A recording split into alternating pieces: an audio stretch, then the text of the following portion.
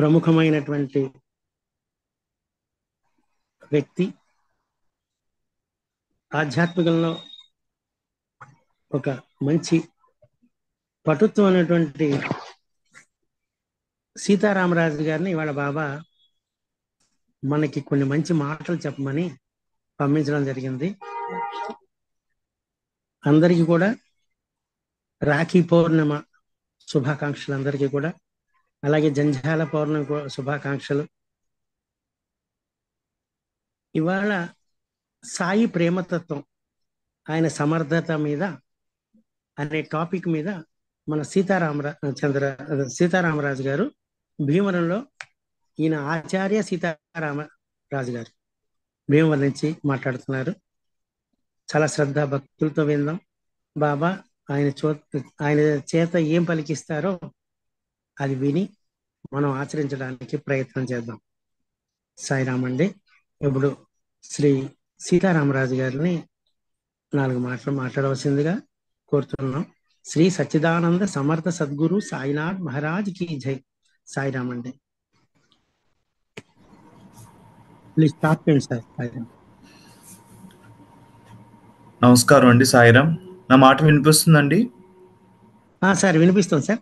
Sir before కొంచెం మీ పరిచయం కూడా ఒక్కసారి 2 మాటలు చెప్పి తర్వాత సబ్జెక్ట్ లోకి వెళ్తే బాగుంటుంది సార్. సాయిరామ్ సార్. కొంచెం వీడియో ఆన్ చేయండి సార్. వీడియో విజిబుల్ లేదండి, ఇక్కడ విజిబుల్ స్ట్రక్ అయిపోతుంది, ఆడియోలో ఉంటుంది. సరే సార్. ఓకే అలాగండి. సదాశివ నారాయణ సమారంభాం వ్యాస శంకరాచార్య మధ్యమాం అస్మదాచార్య పర్యంతం వందే గురు పరంపరం. ఓం శ్రీ గురుభ్యో నమః.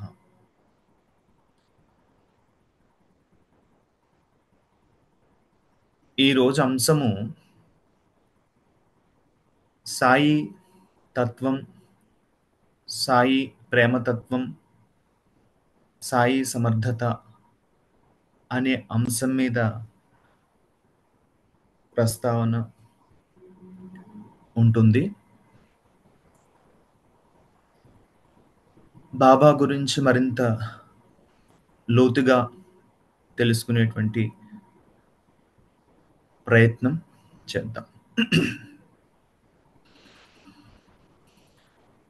ఈ భూమి మీద అనేక రకాల జీవరాశులు ఉద్భవించినాయి. ఈ జీవరాశులన్నిటిలో కూడా మానవుడు అనేటువంటి వాడు ఉత్తమమైన జన్మ అనేటువంటిది చెప్పడం జరిగింది. మిగిలిన జంతువుల నుంచి మనిషిని వేరు చేసినటువంటిది ఆలోచించేటువంటి విధానం. భూమి మీద జీవం అనేది మొక్కలు, క్రిమికీటకాలు, అలాగే జంతువులు రూపంలో అనేక రకాలుగా జీవం అనేది ఉంది. అండజ, పిండజ, స్వేదజ, ఉద్బీజములు అంటే గుడ్డు ద్వారా వచ్చేటువంటివి, పిండం ద్వారా వచ్చేటువంటివి, ఉద్బీజం మొక్కలు, అలాగే స్వేదము అంటే మురికి లేదా చెమట నుంచి ఉద్భవించేటువంటి క్రిమికీటకాలు, బ్యాక్టీరియా, వైరస్, ఇవన్నీ జీవరాశులు. ఇందులో మానవుడు యొక్క జన్మ చాలా ఉత్తమమైందని చెప్పడానికి గల కారణం ఏంటి అంటే, మిగిలిన జంతువులకి మనిషికి ఉన్న తేడా దాంట్లో చూస్తే, మనిషికి ప్రజ్ఞ అంటే ఆలోచించేటువంటి విధానం అనేటువంటిది ఇక్కడ ఉంది. అలాగే మిగిలిన జన్మలన్నీ కూడా కర్మజములు, అంటే అవి పుట్టి అనుభవించి వెళ్ళిపోతాయి. కానీ మానవ జన్మ అట్టిది కాదు. వాటిలో పరిణామం అనేది ప్రకృతి ప్రకారంగా జరుగుతుంది. అంటే జంతువుల్లో పరిణామం అనేటువంటిది వాటి యొక్క స్వీయ ప్రజ్ఞతో జరగదు. అంటే అవి ఆలోచించుకుని ఏ పరిణామం జరిగేటువంటి అవకాశం దానికి లేదు. ప్రకృతి పరంగా వాటిల్లో మార్పులు అనేటువంటివి జరుగుతూ ఉంటాయి. కానీ మనిషికి వచ్చేసరికి శరీరంతో పాటు మనసు అనేటువంటిది ఒకటి పరిణామం చెందింది. మిగిలిన జీవరాశులకి ఆ అంశం లేదు. దానికి శరీరం మాత్రమే ఉంది. అందుకే శరీర అవసరాలు మాత్రమే ఉంటాయి. మనిషి వచ్చేసరికి శరీరము, మనస్సు. కాబట్టి శారీరక అవసరాలు, మానసిక అవసరాలు కూడా మనిషికి ఉన్నాయి. ఆ మనసుకి పరిణామం చెందటం అనేటువంటిది ఉంది. స్వీయ ప్రజ్ఞతో ఉన్న స్థితి నుంచి ఉన్నత స్థితికి ఎదిగేటువంటి అవకాశం ఒక్క మానవ జన్మకే ఉంది. ఏది ఉన్న స్థితి, ఏది ఉన్నత స్థితి అంటే, పుట్టిన ఏ మానవుణ్ణి మీరు పరిశీలించినా అతను కోరే తీరులు ఎన్నున్నా కోరిక ఒక్కటే, తాగే ద్రవములు ఎన్నున్నా దాహం ఒక్కటే. మనిషి యొక్క అన్ని కోరికల్ని మనం శ్రద్ధగా పరిశీలించినట్లయితే కోరిక వెనకాల ఉద్దేశం ఒకటే. ఏంటి అంటే అది ఆనందంగా జీవించటం, స్వీయ తృప్తి. అంటే ఇది జరిగితే ఆనందంగా ఉంటాను, ఇక్కడ ఉంటే ఆనందంగా ఉంటాను, ఇది జరగకపోతే ఆనందంగా ఉంటాను, ఈ స్థితిలో ఉంటే ఆనందంగా ఉంటాను అని స్వీయానురక్తి అంటే స్వీయ తృప్తి. నేను ఆనందంగా జీవించాలనేటువంటి కోరిక సర్వమానవాల్లోనే ఉంది. ఇది ఏ ఒక్కరికి పరిమితమైనటువంటిది కాదు. ఏ ఒక్క జాతికో, ఏ ఒక్క కాలానికో పరిమితమైంది కాదు. మానవుడిగా పుట్టిన ప్రతి వాడికి కూడా ఇది స్వీయానురక్తి, నేను ఆనందంగా ఉండాలనేటువంటి కోరిక పుట్టింది. దీనికి కారణం ఏంటి అంటే, సహజంగా ఆనంద స్వరూపమే అయినటువంటి జీవుడు లేదా మానవుడు తన స్వస్థితిని కోల్పోవటం వల్ల, మరిచిపోవటం వల్ల లేదా కోల్పోవటం వల్ల తిరిగి ఆనందాన్ని కోరుకుంటూ ఉన్నాడు. అంటే ఒక మనిషి తనకి తలనొప్పి వస్తే ఏ విధంగా తలనొప్పిని తగ్గించుకోవడానికి అనేక ప్రయత్నాలు చేసి తలనొప్పిని తగ్గించుకుంటాడో, ఎందుకు తలనొప్పి తగ్గించుకుంటున్నాడు? తలనొప్పి లేని స్థితి అనేటువంటిది ఒకటి తనకు అనుభవంలో ఉంది. తిరిగి ఆ తలనొప్పిని తగ్గించుకుని మధ్యలో వచ్చిన తలనొప్పిని పోగొట్టుకుని ఆ తలనొప్పి లేనటువంటి ఆ సహజ స్థితిలోకి వెళ్ళాలనేటువంటి ప్రయత్నం. అలాగే మానవుడు సహజ ఆనంద స్వరూపుడు. తను తాను మర్చిపోవటం వల్ల, అంటే మూలాన్ని తాను ఎవరో తాను మర్చిపోవటం వల్ల, అంటే ఆ మరుపుని అజ్ఞానమని, ఆ అజ్ఞానంలోంచి వెలితి పుట్టింది, వెలితి నుంచి కోరిక పుట్టింది, కోరిక నుంచి కర్మ పుట్టింది. కాబట్టి తిరిగి ఆ ఆనందాన్ని అనుభవించేంత వరకు, ఏ ఆనందాన్ని వచ్చిపోయేటువంటిది కాకుండా ఎప్పుడూ ఉండేటువంటిది అకారణం, ఏ కారణము లేనటువంటి ఆనంద స్థితి కలిగేంత వరకు కూడా ఈ చక్రంలో తిరుగుతూ ఉంటాడు. కాబట్టి మనిషి యొక్క ప్రయత్నము అంటే మనిషి యొక్క ప్రతి అడుగు కూడా దేని వైపు పడుతుంది అంటే, ఆ ఎప్పుడూ ఉండే ఆనంద స్థితి వైపు వెళ్తుంది. వాడికి తెలిసినా తెలియకపోయినా ప్రతి జీవి యొక్క కదలిక అటువైపే. ప్రతి మనిషి యొక్క, మానవుడి యొక్క ప్రతి అడుగు అటువైపే ఉంది. అయితే ఇప్పుడు ఉన్న స్థితిలో దుఃఖం ఉంది, వెలితి ఉంది. ఆ వెలితి నుంచి బయటపడి ఆనంద స్థితి అనుభవించాలనేటువంటిది ఇచ్చ ఉంది. ఆ ఆనంద స్థితి అంటే ఎప్పుడు అకారణానందం, ఏ కారణము లేకుండా ఎప్పుడు ఆనందంగా ఉండేటువంటి ఆ స్థితిని సచ్చిదానందం అంటున్నారు. ఆ స్థితినే సాయినాథుడు సచ్చిదానంద సద్గురు సాయినాథ్ మహారాజ్ అనేటువంటి ఆనంద స్థితిని మనం కోరుకునేటువంటిది. అయితే ఇక్కడ మిగిలిన జంతువులకి నేర్పించేటువంటి వాళ్ళు, చెప్పేటువంటి వాళ్ళు అవసరం లేదు. ఎందుకంటే వాటిల్లో పరిణామం ప్రకృతి సహజసిద్ధంగా దేహంలో జరుగుతుంది, కానీ మనసు అనేటువంటిది లేదు. కానీ మానవుడిలో పరిణామం అనేటువంటిది ఉంది. తాను దుఃఖంలో ఉన్నాడు, దాని నుంచి బయటపడి ఆనందాన్ని తిరిగి తన స్వరూపాన్ని తెలుసుకోవడం లేదా ఆనందాన్ని పొందటం అనేటువంటి అంశం ఉంది. కాబట్టి అది తెలిసినటువంటి వాడు తెలియనటువంటి వాడికి దారి చూపించేటువంటి విధానం మనకి మానవులకి ఉంది. అలాంటి దారి చూపించేటువంటి వాళ్ళని గురువు అని, ఆ దారిలో నడిచేటువంటి వారిని శిష్యులు అని మనకి చెప్తూ ఉన్నారు. అలాంటి గురువులు స్వరూప జ్ఞానం కలిగినటువంటి వారు, అకారణానంద స్థితిలో ఉన్నటువంటి వారు, సచిదానంద స్థితిలో ఉన్నటువంటి వారు, పరబ్రహ్మ తత్వాన్ని అనుభవంలో ఉన్నటువంటి వారు భారతదేశంలో అనేక మంది అనేక సార్లు అవతరిస్తూ ఉన్నారు. అందులో వచ్చినటువంటి ఒక సంపూర్ణమైనటువంటి గురు భగవతత్వం కలిసినటువంటి సంపూర్ణ అవతారంగా సాయినాథుణ్ణి చెప్పుకోవచ్చు. అంటే ఆయన ఉద్దేశం ఏంటి అంటే లక్షలాది మందిని శుభ్ర మార్గాన్ని నడిపించడానికి ఒకానొక సందర్భంలో చెప్పాడు. అంటే మనందరినీ కూడా ఆ సచ్చిదానంద స్థితిని అనుభవింప చేయటం కోసం ఆయన అవతారం ధరించాడు. ఇది ఆయన యొక్క కథలు లీలల్లో మనం పరిశీలించినప్పుడు అనేక చోట్ల అర్థమవుతుంది. బాబా 16 సంవత్సరాల బాలుడిగా వ్యక్తమయ్యాడు, అయోనిజుడుగా. అంటే ఒక యోని ద్వారా జన్మించినటువంటి అవతారంగా కనిపించదు ఇది. 16 సంవత్సరాల బాలుడిగా వ్యక్తమైనట్టుగానే మహాత్ముల అనుభవాలు, అంటే బాబా యొక్క తత్వాన్ని అర్థం చేసుకున్నటువంటి వారు చెప్పినటువంటిది మనకి కనిపిస్తూ ఉంది. ఆయన 16 సంవత్సరాల బాలుడిగా వ్యక్తమయ్యాడు.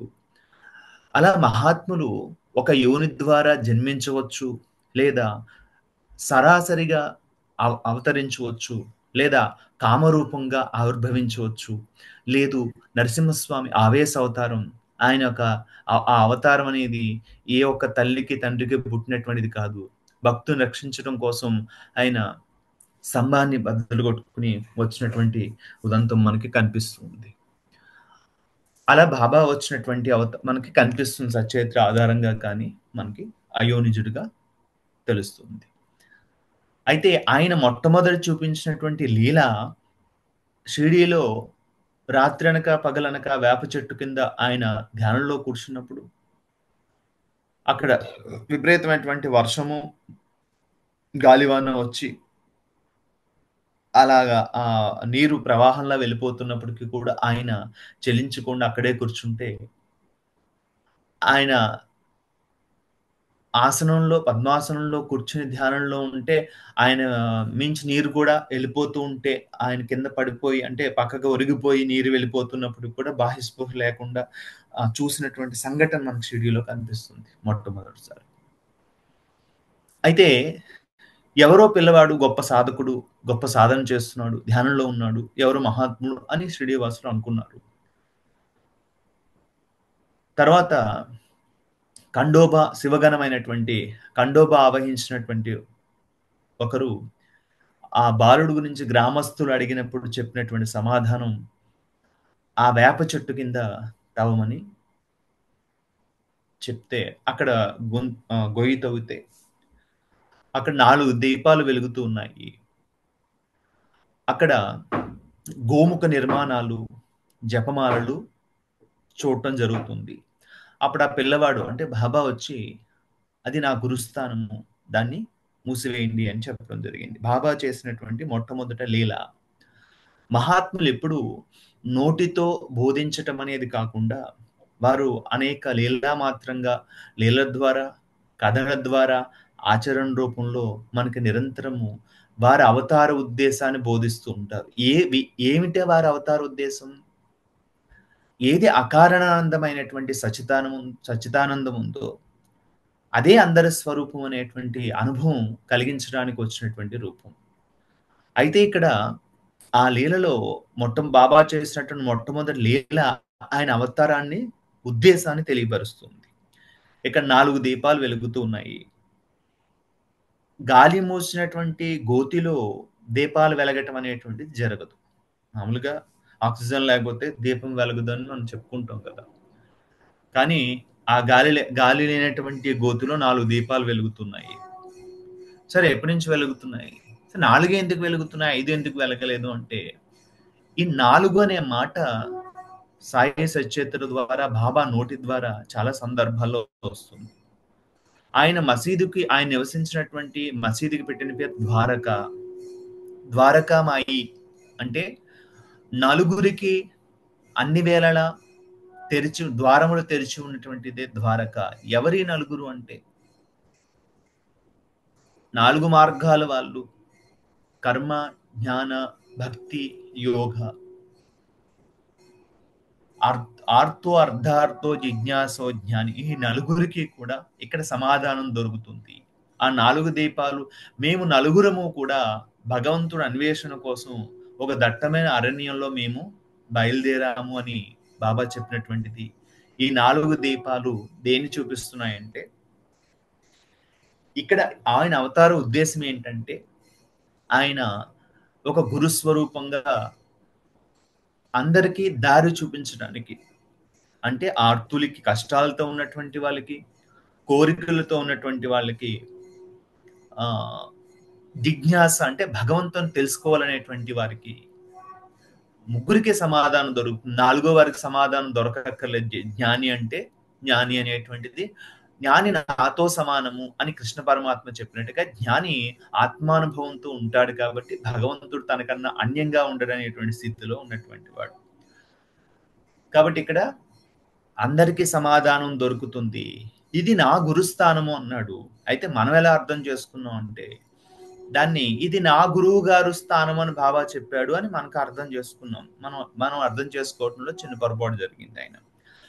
ఆయన నా గురుస్థానం అంటే, నేను వచ్చినటువంటి అవతారం గురువు రూపంలో వచ్చాను కాబట్టి ఇది నా కేంద్రం. అంటే ఆ వేప చెట్టు ఏదైతే చెప్పాడో ఆయన అక్కడ, దీని కేంద్రంగా, అంటే అక్కడ నేను గురుస్వరూపంగా వచ్చాను అని చెప్పటం, అది నా గురుస్థానం అని చెప్పడానికి, నా గురుస్థానం నా గురువు గారి స్థానం కాదు.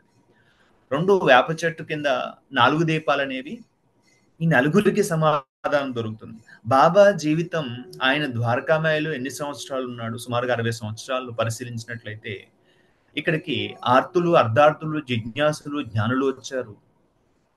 అనేక మార్గాల వాళ్ళు, యోగ మార్గాన్ని అనుసరించేటువంటి వాళ్ళు వచ్చారు, భక్తి మార్గాన్ని అనుసరించేటువంటి వాళ్ళు వచ్చారు, కర్మ మార్గాన్ని అనుసరించేటువంటి వాళ్ళు వచ్చారు, జ్ఞాన మార్గాన్ని, విచారణ మార్గాన్ని అనుసరించేటువంటి వాళ్ళు వచ్చారు. ఏ ఒక్కరు తిరస్కరింపబడకుండా ఎవరికి ఏ సమాధానం అందాలో అది ఆయన అందించి పంపించాడు. పైగా ఈ ద్వారకామయిలోకి అడుగు పెట్టినటువంటి వారు ఒట్టి చేతులతో పోరు అని బాబా చెప్పినటువంటి మాటే మనకి ఇక్కడ కనిపిస్తుంది. కాబట్టి ఆయన ఎవరు అంటే, బాబా ఒక సద్గురు స్వరూపంగా వచ్చినటువంటి వారు. అయితే ఒక గురువు లేదా ఆయన పరమాత్మ, భగవంతుడు అనడానికి అర్హత ఏంటి అని శాస్త్ర ప్రకారంగా చూస్తే కనుక, ఎందుకు ఈ ప్రస్తావన చేయాలి అంటే, కొందరు గోడ మీద పిల్లిలాగా అటు ఇటు ఆలోచిస్తూ ఉంటారు. అసలు ఆయన ఎవరు, ఆయన వైపు వెళ్ళాలా లేకపోతే కాదా, ఆయన గురువా కాదా అనేటువంటి. ఆయన గురువా పరబ్రహ్మ స్వరూపమైన ఆయన నిరూపించుకోక్కర్లేదు, మనకు అవసరం అవుతుంది. కాబట్టి గురువుకి, భగవంతుడికి ఉండే లక్షణము సర్వవ్యాపకత్వం, సర్వజ్ఞత్వం, సర్వశక్తిమత్వం. ఈ 3 లక్షణాలు ఉన్నటువంటి వాళ్ళని సద్గురువు లేదా భగవత్ స్వరూపం అని చెప్పడానికి ఉంటుంది. అంటే శాస్త్ర ప్రకారంగా. అంటే ఇక్కడ పరబ్రహ్మ లక్షణం కలిగి ఉండటం, సర్వవ్యాపకత్వం. ఇది మనకి సాయి సచరిత్ర చూస్తే బాబా ఇక్కడే కూర్చుని ఎక్కడో జరిగినటువంటి విషయాల్ని ఆయన చేయటము, ఇక్కడే కూర్చుని అంటే ద్వారకామాయిలో కూర్చుని ఎక్కడో ఉన్నటువంటి దాన్ని అదుపు చేయటం, ఎక్కడో గడ్డివాం తగలబడిపోతుంటే బాబా ఇక్కడి నుంచే దాన్ని ఆపడం జరిగింది. తాజుద్దీన్ బాబా ఆశ్రమం తగలబడిపోతుంటే ఇక్కడే ద్వారకామాయిలో కుండలు, కొలంబాది బయట విసిరి కేకలు వేస్తే అక్కడ ఆరిపోవడం జరిగింది.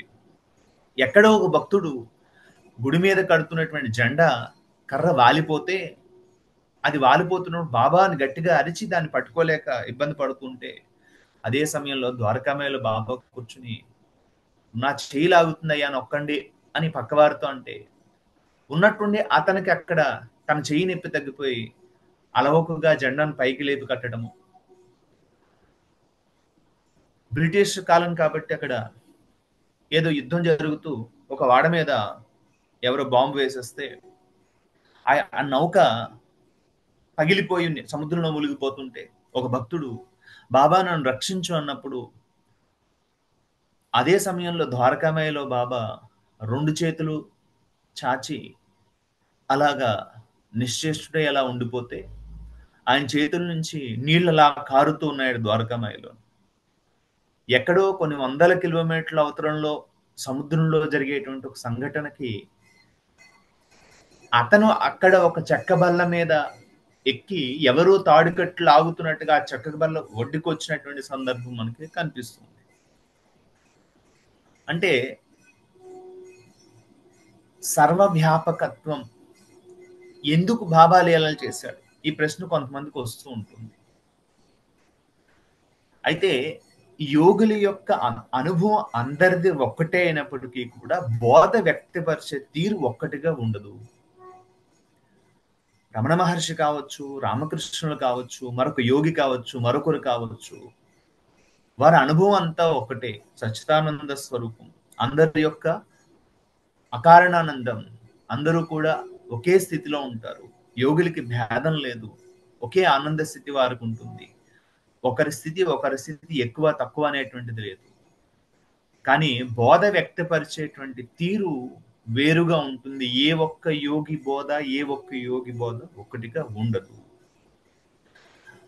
అది సాధకుల సౌలభ్యం కోసం కావచ్చు, అంటే పరబ్రహ్మ వ్యక్తీకరణ కావచ్చు, అనేక రకాలుగా వ్యక్తమవుతుంది. లేదు, అనేక రకాలుగా మనస్తత్వాలు ఉంటారు కాబట్టి ఒక్కొక్క చోట ఒక్కొక్కరొక బోధ వ్యక్తమవుతుంది. దాంట్లో మనం వ్యత్యాసం చూడడానికి లేదు. ఒక్కొక్కరు లీలలు చేస్తారు, ఒకరు మౌనంగా ఉంటారు. కాబట్టి ఇద్దరి యొక్క ఉద్దేశము ఒకటే అక్కడ. కాబట్టి బాబా లీలలు చేసినటువంటి దాని వెనకాల ఉద్దేశం ఆ లీల ద్వారా బోధ చేశాడు. అంటే భగవంతుడు సర్వాంతర్యామి, భగవంతుడు సర్వవ్యాపకుడు, భగవంతుడు సర్వశక్తిమంతుడు అని వేదాల్లో చెప్పినటువంటి వాక్యాలు ఏవైతే ఉన్నాయో అవి నిజము అని సాయినాథుడు లీలల ద్వారా చూపించడం జరిగింది. అంటే ఎక్కడో ఉన్న దాన్ని ఇక్కడి నుంచి ఆయన అదుపు చేశాడు, అంటే అంతటా వ్యాపించున్నాడు. ఎక్కడో ఉన్న కమ్మరి బిడ్డని ఇక్కడి నుంచి రక్షించాడు. ఇలా ఎన్నో లీలల ద్వారా అర్థం చేసుకున్నప్పుడు సాయి ఒక దేహానికి పరిమితం కాదు, లేదా ఒక గురువు దేహానికి పరిమితం కాదు, భగవంతుడు అనేటువంటి వాడు ఒక రూపానికి పరిమితం కాదు, అంతటా నిండి ఉన్నటువంటి వాడు. అది చెప్పటం కోసం ఒక భగవంతుడు సర్వాంతర్యామి అని ఒక వాక్యం రూపంలో చెప్తే అర్థమయ్యేదానికన్నా భగవంతుడు లేదా బాబా ఇక్కడ కూర్చుని ఎక్కడో ఉన్న దాన్ని కూడా సరిచేశాడు అంటే చూసేటువంటి వాడికి అర్థమవుతుంది. అంటే ఈయన ఈ దేహంతో ఇక్కడే పరిమితం కాదు, ఈయన అంతటా ఉన్నాడు అనేటువంటిది ఇంకాస్త లోతుగా అర్థమవుతుందనే ఉద్దేశంతో బాబా లీలలు చేసిన ఉద్దేశం అది మాత్రమే. రెండు, ఇక్కడ అంటే జనాలు కొన్ని అభిప్రాయాలు ఉంటూ ఉంటాయి. అంటే వ్యవహారికంగా సాధారణ మానవులు తాను కొన్ని సంఘటనలు చేసి లేదా కొన్ని పనులు చేసి తన కీర్తిని పెంచుకోవాలని చూస్తారు, పేరు ప్రఖ్యాతుల కోసం చూస్తారు, లేదు ఆ పని చేస్తే తనకు ఆనందంగా ఉంటుందని చేస్తారు. కానీ సద్గురువు అకారణానందం, ఏ కారణము లేనటువంటి ఆనంద స్థితిలో ఉన్నటువంటి వాడు. మిట్ట మధ్యాహ్నం, పట్టపగలు మిట్ట మధ్యాహ్నం టార్చ్ లైట్ అవసరం ఉండక్కర్లేదు మనకి. ఎందుకంటే ఆ సూర్యుడు వెలుగు అంత తీవ్రంగా ఉంటుంది, టార్చ్ లైట్ అవసరమే లేదు. టార్చ్ లైట్ వేసుకున్నా ఇది వెలవెలిపోతుంది. కాబట్టి ఆ సచ్చిదానంద స్థితిలో ఉన్నటువంటి గురువు ప్రాపంచిక విషయాలు, ఇంద్రియ భోగాలు కూడా అటువంటివి. కాబట్టి వారు ఇంద్రియ భోగాలు యందు గాని కీర్తి విషయాల్లో వారికి ఎటువంటి అనురక్తి ఉండదు. అది వ్యవహారికంగా అంటే బోధ రూపంలో జరగటం కోసం ఇలా మాత్రంగా జరుగుతుంది. కానీ వారి ఆనంద స్థితి ముందు ఇవన్నీ వెలవెలిపోతాయి, ఇంద్రియ విషయాలు అనేటువంటివి. కాబట్టి వారు కీర్తి కోసము, అంటే ఇప్పుడు ఒక గ్రంథం రాసి నేను ఈ గ్రంథాన్ని రచించాను అని పేరు రాసుకునేటువంటిది, లేకపోతే నేను ఇది పని చేశానని చెప్పుకోవటం అనేటువంటిది లౌకికంగా జరిగేటువంటి విషయాలు, జనుల్లో జరిగేటువంటిది. కానీ భగవంతుడి యొక్క విషయాల్లో లేదా బాబా లాంటి వారి విషయంలో అసలు ఆ కోణమే ఉండదు. మనం ఆ కోణంలో చూడక్కర్లేదు. ఆయన లీల మనలో ఉన్నటువంటి అజ్ఞానాన్ని తొలగించడం కోసమే. కాబట్టి అక్కడ సర్వాంతర్యామి, సర్వవ్యాపకుడు, అంటే అంతటా నిండి ఉన్నటువంటి వాడు సచేత్ర కానీ మరొక సాయి లీలామృతం కానీ మనం చూస్తే కనుక ఈయన అంతటా నిండి ఉన్నాడు అనేటువంటిది సుస్పష్టమవుతుంది. అంటే మనము ఈ పరిధి నుంచి బయటపడతాం. అంటే ఒక రూపానికి పరిమితం కాదు, ఒక ప్రాంతానికి పరిమితం కాదు, సర్వశక్తిమంతుడు. అంటే ఇక్కడ సర్వశక్తిమంతుడు అనే దానికి ఏది ఈ విశ్వమంతా కూడా ఏ ప్రణాళికతో నడుస్తుందో, అంటే ఒక అణువు నుంచి బ్రహ్మాండం వరకు కూడా మనం పరిశీలిస్తే ఒక క్రమతలో నడుస్తుంది. విశ్వం యొక్క కదలిక కావచ్చు, అణువు పరమాణువులు కదలిక కావచ్చు, ఈ ఋతువులు కావచ్చు, కాలం కావచ్చు, ఇలా ప్రతి దాంట్లో వృక్షాలు, వీటన్నిటి యొక్క నిర్మాణం, వీటన్నిటిలో ఒక క్రమ పద్ధతిలో నడుస్తుంది. మన శరీరం లోపల పరిశీలిస్తే గుండు పనితీరు, లోపల అవయవాలన్నీ కూడా ఒక పద్ధతిలో నడుస్తున్నాయి. ఏ చైతన్యం యొక్క ప్రజ్ఞ, అంటే ఏ తెలివి చేత ఇవన్నీ నడుస్తున్నాయో, ఆ నడిచేటువంటి ప్రణాళిక ఏదైతే ఉందో ఆ లాని సరిచేసేటువంటి లక్షణం కలిగినటువంటి వాడు సర్వశక్తిమంతుడు అనటం జరుగుతుంది. అంటే సృష్టి యొక్క క్రమతను కూడా సరిచేసేటువంటిది. అంటే ఉదాహరణకి మనం ఒక టెలిఫోన్లో, అంటే మన మొబైల్లో కొన్ని గేమ్స్ ఆడుతూ ఉంటాం. ఆ గేమ్స్ కొన్ని పరిధులు ఉంటాయి. ఆ పరిధులు పెట్టినటువంటి వాడు కోడింగ్, అంటే ఆ గేమ్ ఎలా ఆడాలనేటువంటిది ఆ డిజైన్ చేసిన వాడు కొన్ని కోడింగ్ రాసి పెడతాడు. దాని ప్రకారంగా ఆడుతూ ఉంటాం. అయితే ఇక్కడ ఆ బోర్డర్స్, అంటే ఆ రూల్స్ మార్చేటువంటి వాడు ఎవరు అంటే కోడింగ్ తెలిసినటువంటి వాడే మార్చగలుగుతాడు. ఇక్కడ సృష్టి యొక్క కోడింగ్, అంటే విశ్వం యొక్క ఆ ప్రణాళికను కూడా మార్చగలిగేటువంటి వాడు సర్వశక్తిమంతుడిగా చెప్పొద్దు. భగవంతుడు గురువు అనేటువంటి వారికి దాన్ని సరిచేసేటువంటి లక్షణం ఉంటుంది. బాబా జీవితాన్ని మనం చూసినట్లయితే, లేదా సచేతను పరిశీలించినప్పుడు, ఆయన నీళ్లు పోసి దీపం వెలగమంటము, నిప్పుని అదుపు చేస్తే అది ఆగిపోవటము, మేఘాన్ని గర్జిస్తే అది ఆగిపోవటము, కర్మ సిద్ధాంతాన్ని మార్చి భక్తుల యొక్క కర్మల్ని ఈయన క్షయం చేసి అనేక రకాల ప్రక్రియల ద్వారా లేదా తాను తీసుకున్నటువంటి విధానం చూసినప్పుడు ఈయన సర్వశక్తిమంతుడుగా మనకి కనిపిస్తుంది. ఇక్కడ అంటే సర్వవ్యాపకుడు, సర్వాంతర్యామి, అంటే అందరి హృదయాల్లో నివసించేటువంటి, అంటే అందరి హృదయాలని ఎరిగినటువంటి వాడు. ఇది అనేక కథల ద్వారా, లీలల ద్వారా కనిపిస్తుంది. తన మనసులో ఏమనుకున్నారు బాబా గ్రహించి చెప్పేటువంటి వాడు. కాబట్టి ఈ 3 లక్షణాలు ఉన్నప్పుడు వారిని భగవంతుడు, గురువు అని చెప్పడం జరుగుతుంది. కాబట్టి దీని ద్వారా బాబా సద్గురువు లేదా భగవత్ స్వరూపం, అంటే భగవంతుడు, గురువు 2 లక్షణాలు కలిపి వచ్చినటువంటి అవతారంగా, ఒక పూర్ణ అవతారంగా మనకి కనిపిస్తుంది. అయితే ఇక్కడ ఆయన 60 సంవత్సరాలు బాబా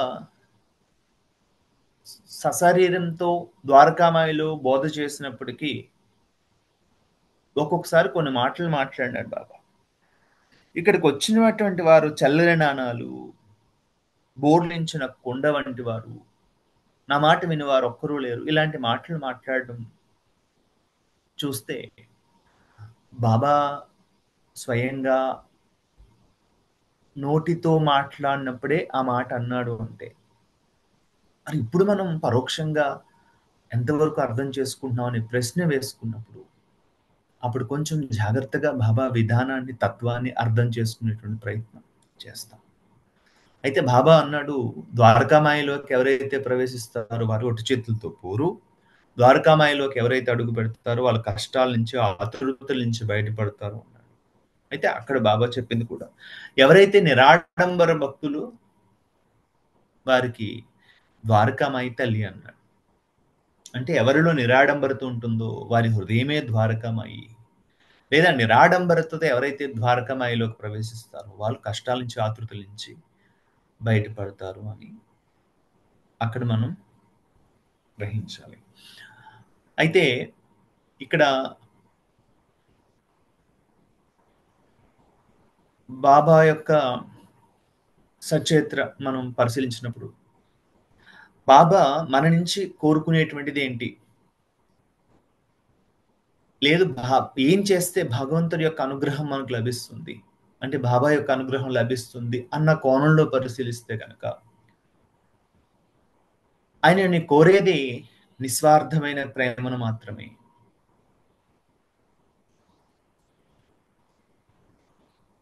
అక్కడ నా దగ్గర ఇక్కడ ఆధ్యాత్మిక భండాగారము పొంగి పొరలుతూ ఉంది. నా గురువు తీసుకో తీసుకో అంటున్నాడు, మీరు తే అంటున్నారు అని బాబా అక్కడ. అయితే ఆయన అన్ని ఇవ్వడానికి సర్వసముద్రుడు. మీరు ఏది అడుగుతారో అది ఇస్తాను, నేను మీరు ఏది అడిగితే అది ఇస్తాను, నేను ఇచ్చేది మీరు అడిగేంత వరకు అని బాబా అక్కడ అంటారు. అంటే ఇక్కడ మనం అర్థం చేసుకోవాల్సింది, ఇక్కడ ఆర్తి అర్ధార్థి అంటే కష్టాలు కోరికలు తీర్చడం కోసం బాబాను ఆశ్రయిస్తే బాబా ఖచ్చితంగా దానికి సహాయం చేస్తాడు అనేదానికి అనేక నిదర్శనాలు మనకు ఉన్నాయి. ఇక్కడ కష్టాలతో ఉన్న వాళ్ళని అక్కురు చేసుకున్నాడు, కోరికలతో ఉన్నటువంటి వాళ్ళని వారికి అర్హత లేకపోయినా కల్పించి వాటిని తీర్చినటువంటి సందర్భాలు చాలా ఉన్నాయి. కానీ కష్టాలు తీర్చడానికి, కోరికలు తీర్చడానికే ఆయన వచ్చాడా అని మనం పరిశీలిస్తే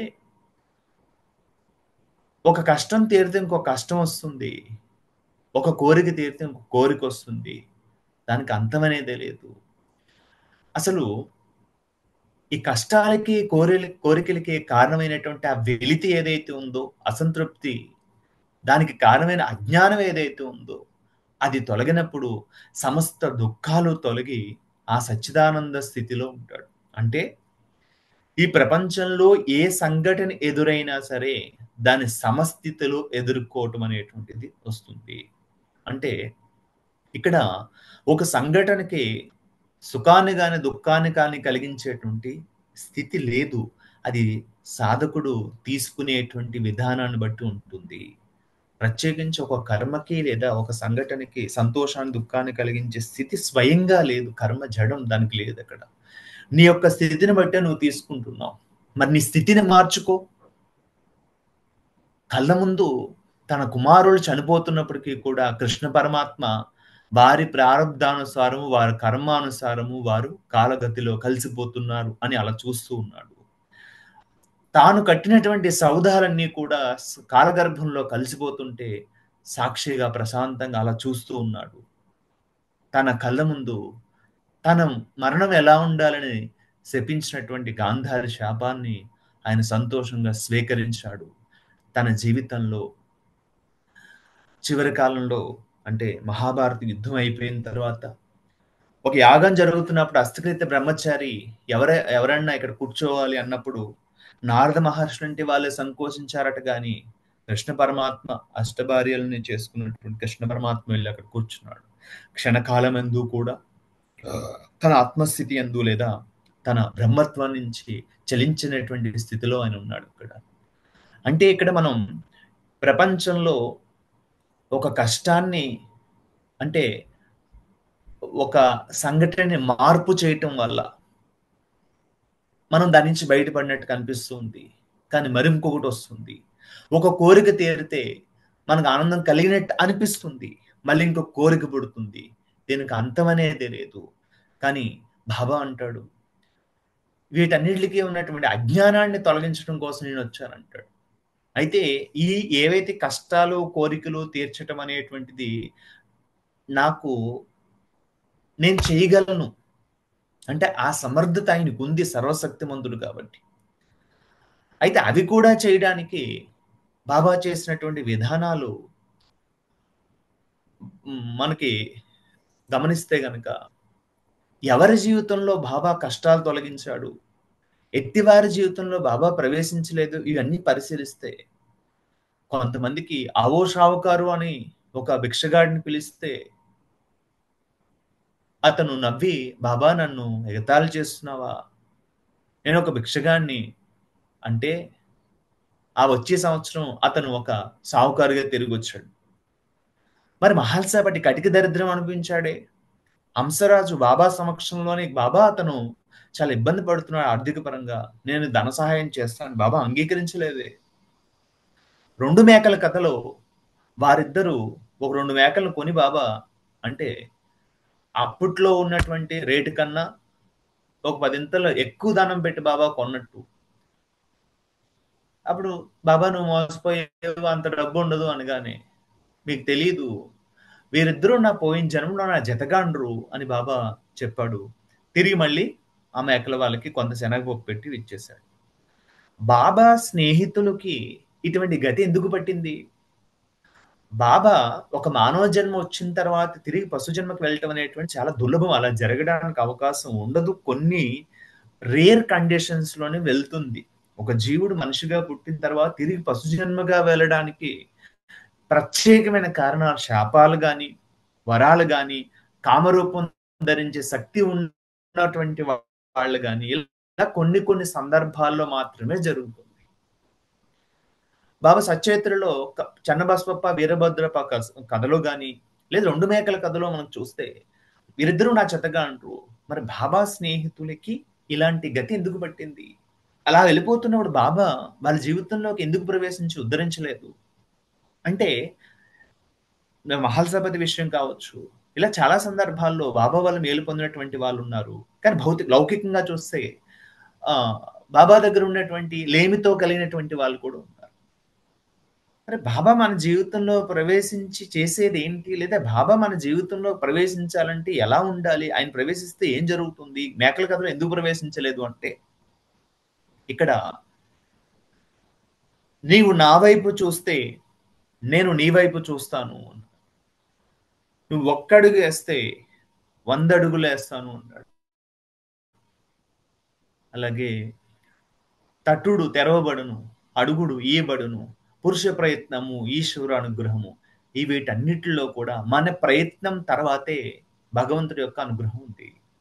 కాబట్టి భగవంతుడు లేదా గురువు మన జీవితంలో ప్రవేశించాల్సి వచ్చినప్పుడు మన వైపు నుంచి జరిగేటువంటి క్రియకి ప్రతిక్రియగానే ఆయన మన జీవితంలో ప్రవేశించడం జరుగుతుంది. బాబా ఎవరినైతే అనుగ్రహించాలనుకున్నాడు వారి ద్వారా అనేక మందిని ధనాన్ని స్వీకరించాడు. అంటే ఆ బాబా కావాలని డబ్బు తీసుకుని వాళ్ళకి రుణపడి వాళ్ళని రక్షించాడు. బాబా కావాలని కొంతమందికి సేవ ఇచ్చి ఆ సేవకు ప్రతిఫలంగా వాళ్ళ జీవితంలో ఈయన ప్రవేశించి వాళ్ళ జీవితాలను బాగు చేశాడు. అంటే వీటన్నిటిలో కూడా కనిపించేది ఏంటంటే యాక్షన్ జరిగిన తర్వాత రియాక్షన్ మనకి కనిపిస్తుంది. లేదు ఒక్కొక్కసారి రియాక్షన్ ముందే జరగాలి అంటే మనం ఒకరి దగ్గర పనికి వెళ్ళినప్పుడు కొంత డబ్బు తీసుకుంటాము పని అయిన తర్వాత. లేదు ఒక్కొక్కసారి ముందే డబ్బు తీసుకున్న తర్వాత పనికి వెళ్ళేటువంటి ఉంటుంది. దీన్ని మొక్కుల రూపంలో భవానికి సమర్పిస్తాను అని చేసినటువంటి సందర్భంలో కనిపిస్తున్నది. ఇక్కడ గమనించాల్సినటువంటిది కర్మ సిద్ధాంతాన్ని అనుసరించి ఆయన ఎవరి జీవితాల్లో ప్రవేశిస్తున్నాడు, ఎవరి జీవితాల్లో ప్రవేశించలేదని చూసి కథల్లోకి బాబా కొన్ని సందర్భాలు ప్రత్యక్షంగా చెప్తాడు, వీరిది దృఢకర్మ, నేను ఇందులో ప్రవేశించను అని చెప్పేసి అన్నాడు. కానీ పెళ్ళే నారి గురుపు కానీ ఇటువంటి విషయాల్లో అంటే కష్టాలతో ఉన్నటువంటి వారి విషయంలో బాబా హృదయం కరిగెను అంటే పూర్తిగా భగవంతుడిని బాబాని శరణ వేడినటువంటి వాళ్ళ విషయంలో బాబా హృదయం కరిగి అటువంటి కర్మల విషయంలో కూడా ఆయన ప్రవేశించి వాటిని తొలగించడం జరిగింది.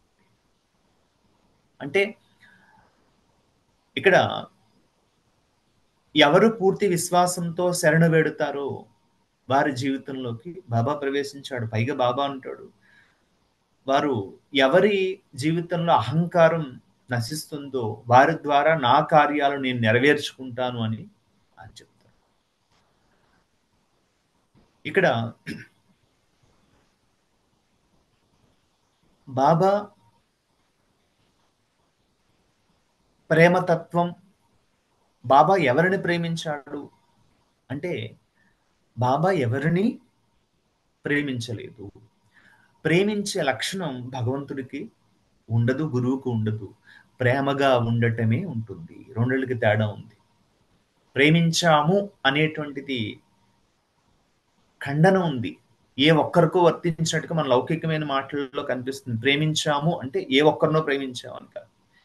దీపం వెలుగుతుంది అంతే. అది ఏ ఒక్కరి కోసమో కాదు. అలాగే యోగులు వాళ్ళు వారు ప్రేమగా ఉంటారు, ప్రేమించరు, ప్రేమగా ఉంటారు. అంటే వారి యొక్క స్వరూపమే ప్రేమ స్వరూపం. అందుకే బాబా జీవితంలో ఆ ప్రేమ మనకి కనిపిస్తుంది. ఆ ప్రేమ మనకి కనిపిస్తుంది. అయితే ఇక్కడ ఒక విషయం, బాబా ఒక లీలని మనం అర్థం చేసుకుని కర్మ సిద్ధాంతం ద్వారా బాబా మన జీవితంలో ప్రవేశించడం కానీ, లేదా భావ మార్గంలో మనం మనం వెళ్తున్నాం అనడానికి ఒక చిన్న క్లారిటీ అనేటువంటిది చూద్దాం, ఒకసారి పరిశీలిద్దాం. కమ్మరి బిడ్డ విషయంలో చూస్తే, ఒకరోజు ద్వారకామాయిలో బాబా దునిలో కట్టెలు వేస్తూ, బాబా ఉదయాన్నే తెల్లవారుజామున లేసి దుని వెలిగించి ఆ దునిలో కట్టెలు వేసి భక్తుల యొక్క కర్మలన్నీ కూడా కట్టెలను ఆలంబనగా చేసి కర్మ చేసేటువంటి, దగ్ధం చేసేటువంటిది కనిపిస్తుంది. అంటే కట్టెలు మంటలో వేస్తే కర్మలు కాలిపోతాయా అంటే గనక, మనం కట్టెలు వేస్తే కాలవు అక్కడ. బాబా కొన్ని నాణాలు తీసుకుని దాని మీద చేత్తో రుద్దుతూ ఉంటే, ఇది తాత్యా నాణము, ఇది నాణ్య నాణము, ఇది వాళ్ళ నాణము అని రుద్ది వాళ్ళ కర్మను తొలగించినటువంటి మనకు అందులో కనిపిస్తుంది.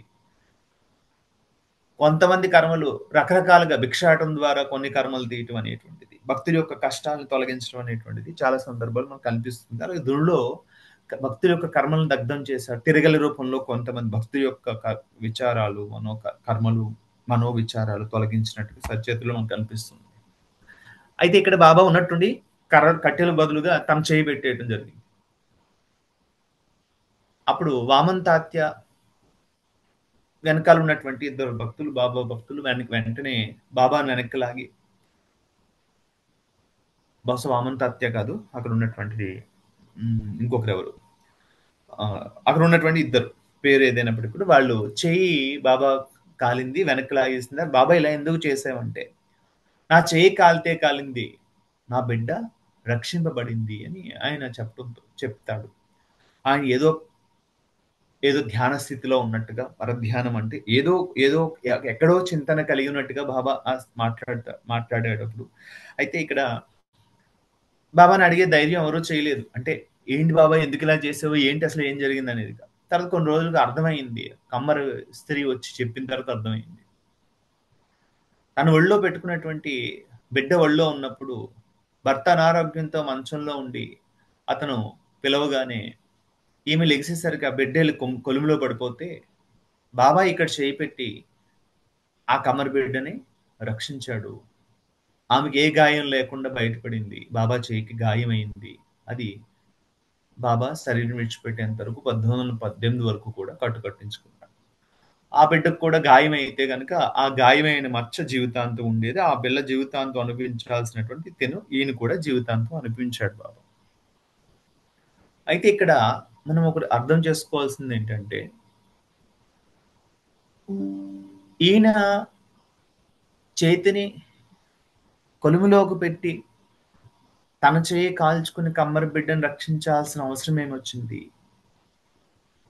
ద్వారకామాయిలో వేసవకాలం విపరీతంగా ఎండలు వేడి, ఆ ద్వారకామాయి యొక్క రేకుల్లోంచి వేడి దిగి వేడిగా ఉండి, అందులోకి అక్కడ దుని వెలుగుతుండే ఇంకా వేడిగా ఉంటే, అయ్యో బాబాకి ఇంత వేడిగా ఉంది ద్వారకామాయిలో అని భక్తులు అనుకోగానే, బాబా ఒక్కసారి ఇలా చూడగానే ద్వారకామాయి అంతా కూడా చల్లగా మారిపోయింది. భక్తులందరూ వెళ్ళిపోయే సమయానికి బాబా మళ్ళీ దునియంకు చూడగానే మామూలు యథాస్థితికి వచ్చింది. అంటే వేడిని కంట్రోల్ చేసే స్థితి ఎక్కడుంది? ద్వారకామాయిలో మంటలు పైకి ఎగిసి దూలాలను తాగుతుంటే బాబా కొట్టి కిందకి దిగమంటే దిగినప్పుడు అంటే అగ్నిని ఆదేశించేటువంటి స్థాయిలో కనిపిస్తుంది. నీళ్లు పోసి దీపం వెలగమంటే వెలిగింది. ఆకాశంలో తుఫాను ఆగమంటే ఆగిపోయింది. ఇలా పంచభూతాల మీద ఆధిపత్యం కలిగినటువంటి బాబా ఆ కమ్మరబిడ్డ విషయంలో అగ్నిదేవుణ్ణి అంటే కాలకూడదు అని మరి ఆయన లీల చేసి ఆపొచ్చు కదా. ఈయన చేయి పెట్టాల్సిన అవసరం ఏముంది? ఈయన సర్వవ్యాపకత్వం అంటే బాబా ద్వారకామాయిలోకి వచ్చినప్పటికి కూడా కొన్ని వందల కిలోమీటర్ల అవతల ఉన్నటువంటి ఆ కమ్మర స్త్రీని కూడా గమనించేటువంటి వ్యాపకత్వంలో ఉన్నాడు కదా ఆయన. అంటే ఇక్కడ కూర్చున్నప్పటికి కూడా అక్కడ జరిగేది కూడా తెలిసినప్పుడు మరి సర్వశక్తిమంతుడు అంటే పంచభూతాలని ఆధీనం కలిగినటువంటి వాడు, ఏదైనా చేయగలిగేటువంటి వాడు, సృష్టి యొక్క క్రమతను మార్చగలిగేటువంటి వాడు, నీతిని మార్చగలిగేటువంటి వాడు, సృష్టి యొక్క ధర్మాన్ని కూడా మార్చగలిగే స్థితి కలిగినటువంటి పరమాత్మ మరుగుతున్నటువంటి డేగిసాలో అన్నం అడుగుతుంటే చేయి పెట్టి కలిగినటువంటి వాడు, చేయి కాలినటువంటి వాడు మరి కమ్మర బిడ్డని కాలకూడదని అగ్నిని ఆదేశిస్తే కాలకూడదు కదా. పోనీ ఆ పిల్ల పడింది ఇక్కడ ఈయన చేయి పెట్టినప్పుడు మరుగుతున్న దేశాల్లో చేయి పెట్టిన కాలని చెయ్యి ఇక్కడ దునిలో పెట్టినప్పుడు మరి ఎందుకు కాలింది ఇక్కడ? అంటే ఇక్కడ కర్మ అనేటువంటిది మనం చేసినటువంటిది ఖచ్చితంగా అనుభవించాలి.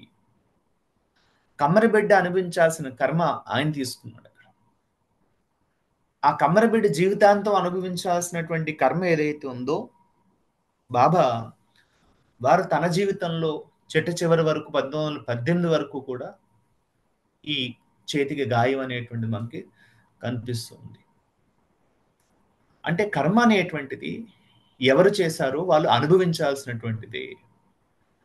లేదు అడ్డొచ్చినటువంటి వారు అంటే భగవంతుడు బాబా అడ్డొచ్చి ఆ కర్మను తాను తీసుకుని భక్తుని రక్షించాడు. ఇప్పుడు మనం జీవితంలో అనుభవించేటువంటి కష్టాలకి కారణం లేదా దారిద్ర్యానికి కారణం మనం చేసుకున్నటువంటి కర్మఫలమే కదా. ఒక కర్మ సిద్ధాంతం అనే ద్వారానే ఇదంతా జరుగుతుంది అన్నప్పుడు మరి మనం చేసుకున్నటువంటి కదా.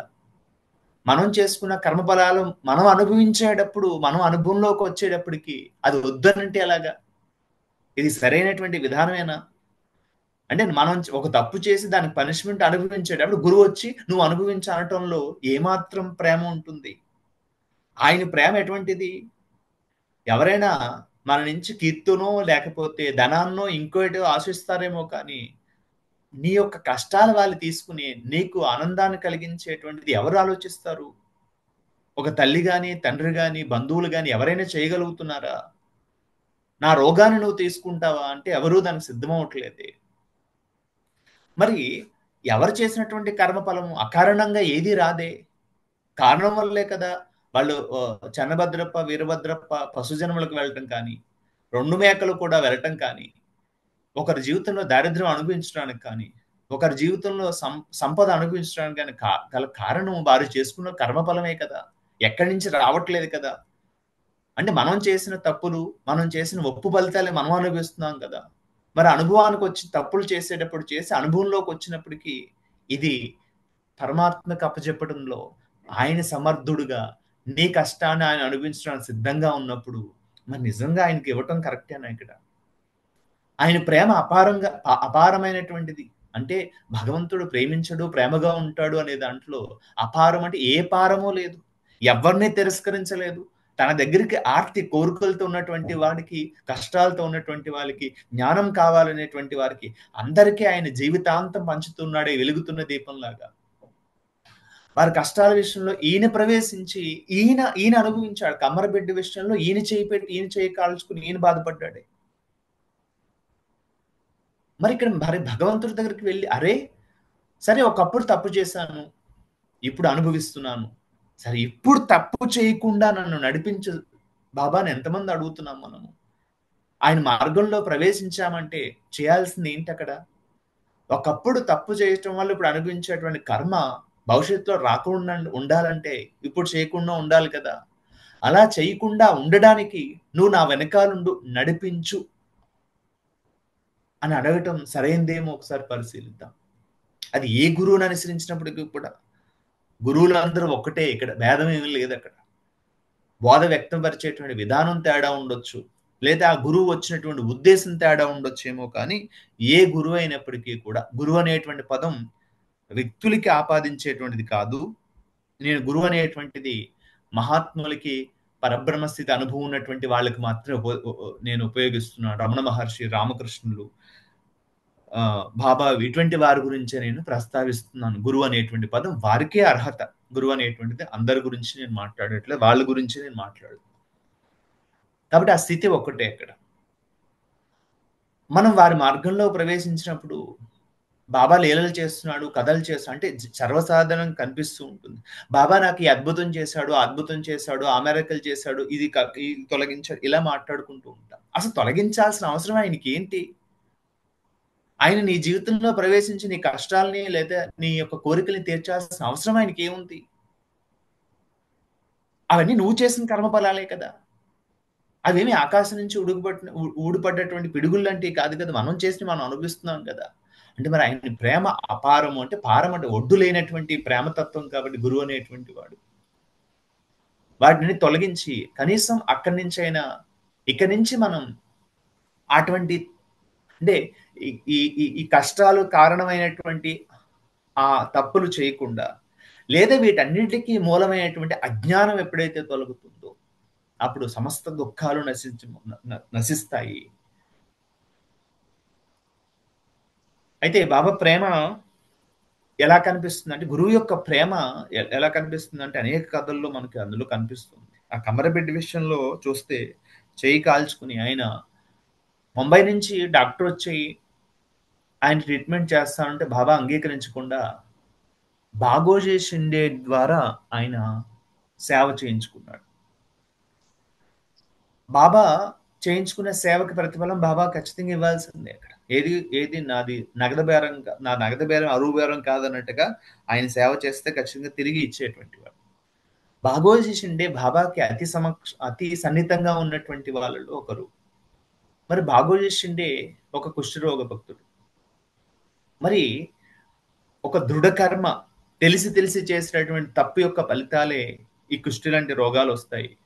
అటువంటి కర్మ చేసినటువంటి వాడు ఒక మహాత్ముడు గురువు యొక్క సాన్నిధ్యంలో పుట్టి తన జీవితాంతం బాబా లాంటి మహాగురువు దగ్గర సేవ చేసేటువంటి అవకాశం లభించి అంత పుణ్యం కలిగి ఎలా ఉన్నాడు అంటే, మనం చేసినటువంటి పుణ్యం కానీ పాపం కానీ దేని ఫలితాలు దానివే. అక్కడ అతను మహాత్ముడు బాబా లాంటి ఒక గురువు దగ్గర సాన్నిధ్యం పొందేటువంటి పుణ్యఫలము చేశాడు. అక్కడ అంతటి రోగాన్ని కలిగించేటువంటి పాపకర్మ కూడా చేసి దృఢకర్మ కూడా తన జీవితం జరిగి ఉండొచ్చు, దాని ఫలితంగానే ఇది రావడం జరిగింది. కానీ బాబా అక్కడ కమ్మరిబిడ్డ యొక్క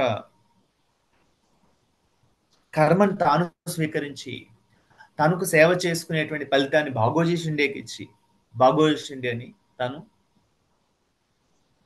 కర్మబంధం నుంచి తప్పించేటువంటి ప్రయత్నం చేశాడు.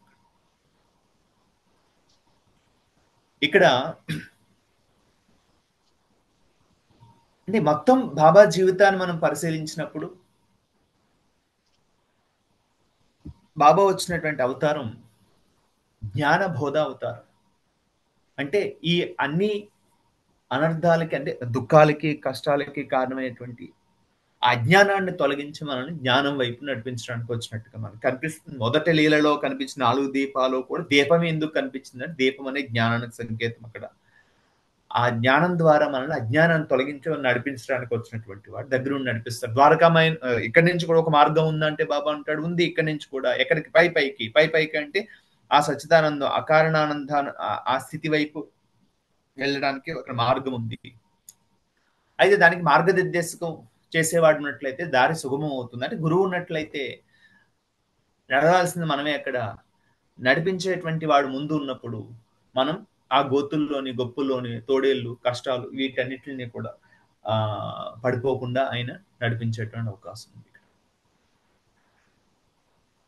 బాబా నీ నుంచి కోరేది రెండే, శ్రద్ధ సబూరి అనేటువంటిది మనకు కనిపిస్తూ ఉంటుంది. శ్రద్ధావాన్ లభతే జ్ఞానం. శ్రద్ధ ఎక్కడ ఉంటుందో మనం చేసే పని ఎందు కానీ సచరిత్ర పారాయణ ఎందు కానీ. శ్రద్ధ అంటే చదువుతున్నాడు కానీ శ్రద్ధ లేదు అంటే ఎక్కడో ఉంది. అంటే ఇక్కడ చదువుతున్నాడు, బుర్ర ఎక్కడో ఉంది.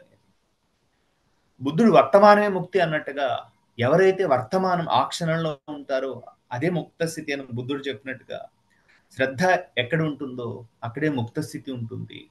శ్రద్ధ అంటే వర్తమానంలో ఉండటం అనేటువంటిది తెలుస్తుంది. ఇక్కడ రెండోది విశ్వాసము. ఇక్కడ విశ్వాసానికి నమ్మకానికి తేడా ఉంది. అది ఒక తెలుగు పదము, సాంస్క్రిట్ పదము అని అనుకున్నప్పటికీ కూడా నమ్మకంలో వ్యాపార ధోరణి ఉంటుంది. నేను నమ్మాను, నన్ను ఎలాగా రక్షిస్తాడు బాబా, నన్ను లేదా నా గురువుని నమ్మాను, నా కష్టం నుంచి ఎలాగైనా బయటపడేస్తాడు, ఆయన ఆయన వాళ్ళని కాపాడాడు, వీళ్ళని కాపాడాడు, లేకపోతే నన్ను రక్షిస్తాడు. ఇది నమ్మకం. కానీ విశ్వాసం అనేది నా గురువు ఉన్నాడు అంటే ఆ కష్టం నుంచి నన్ను గట్టెక్కిస్తేనే ఆయన నా వెనకాల ఉన్నట్ట. ఏది చేయాలో ఏది తీయాలో ఆయనకు తెలుసు. నాకు చింతన లేదు. అది రోగమైనా ఇంకొక వ్యవహారమైనా సరే, అది నాకు ప్రాప్తం ఉంటే వస్తుంది, లేకపోతే లేదు. ఆయన సర్వసమర్థుడు, ఆయన ఇచ్చే నెరవేరుగాక. అది విశ్వాసం అనేది. నమ్మకంలో వ్యాపార ధోరణి ఉంటుంది, విశ్వాసంలో ఇక సంశయమే ఉండదు. బాబా అటువంటి విశ్వాసం అన్నాడు. అటువంటి విశ్వాసం మనకు కలగడానికే బాబా తన బోధని లీలల రూపంలో చేయటం జరిగింది. ఎందుకు బాబా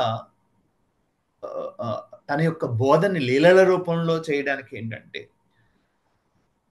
కారణం ఏంటంటే మనకి ఈ అచంచలమైనటువంటి విశ్వాసం కలగడానికి, అంటే ఎటువంటి సంశయము లేనటువంటి శరణాగతి చెందడానికి, భక్తులకి గురి కుదరడానికి ఆయన లీలల రూపంలో బోధ చేశాడు. కాబట్టి మనం ఏ గురువు అయినా సరే అర్థం చేసుకోవాల్సింది,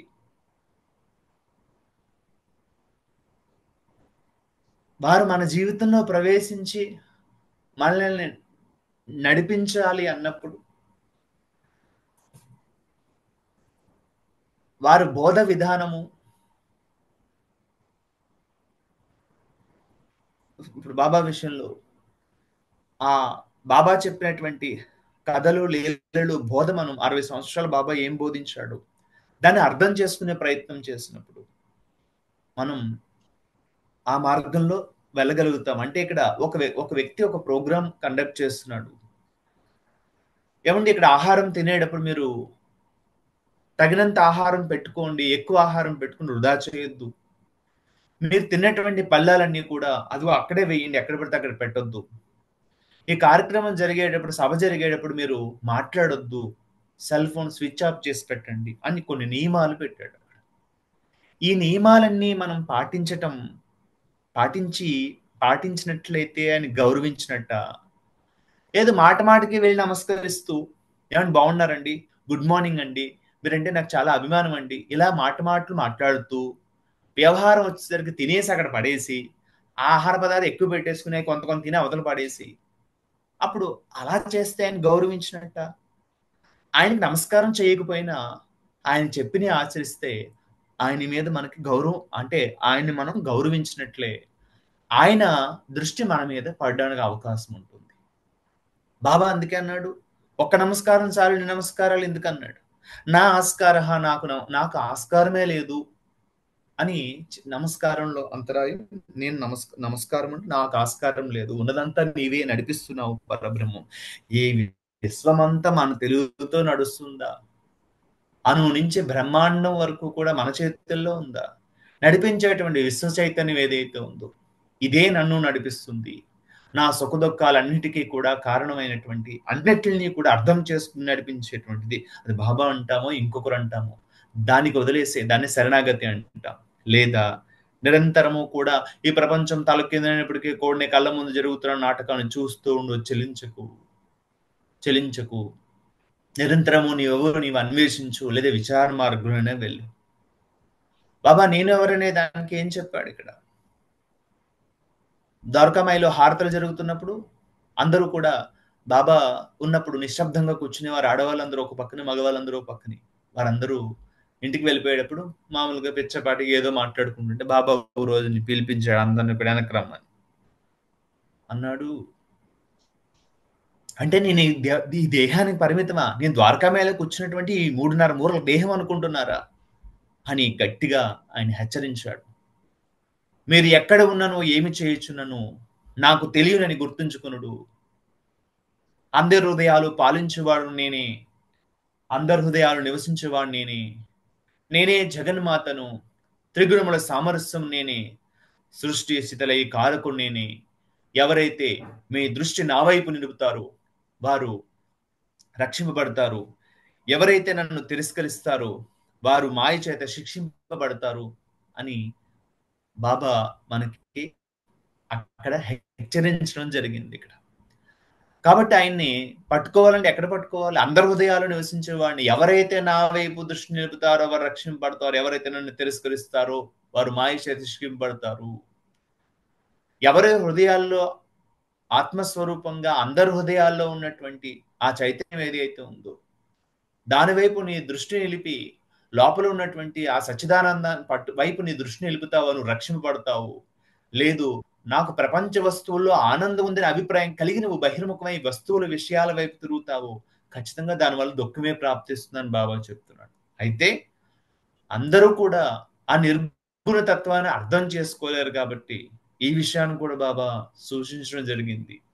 ఎవరైతే నా నిరాకార తత్వాన్ని అర్థం చేసుకుంటారు, నిరంతరము నా నిరాకార తత్వాన్ని చింతించండి, లేని పక్షాన తిరిగాడేటువంటి ఈ రూపాన్ని ధ్యానించండి అన్నాడు.